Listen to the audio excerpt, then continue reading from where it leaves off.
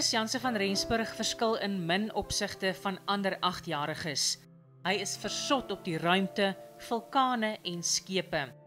Maar hy ly aan neurofibromatose, 'n seldsame toestand wat sy linkerarm oor die afgelope 4 jaar toenemend misvorm het.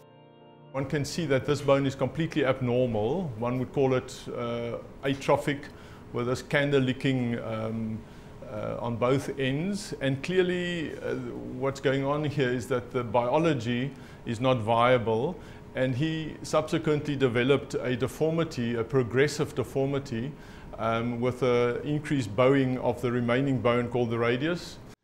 Die ekstraal regs wys Chris se normale linkerarm vergeleke met die een aan die linkerkant. Het was oorspronklik baie senuweeagtig en toe ons nou eers gesien het wat se dokters op die span gaan wees en besef het hulle is regtig die beste in die land, toe was ons redelik gemaklik en nou na die tyd is ons baie gelukkig, ons dink dit baie goed afgeloop. Dokters was van mening dat 8,5 cm been uit Chris se kuitbeen gebruik kon word om sy arm op te bou. Maar dit was 'n lang en ingewikkelde operasie.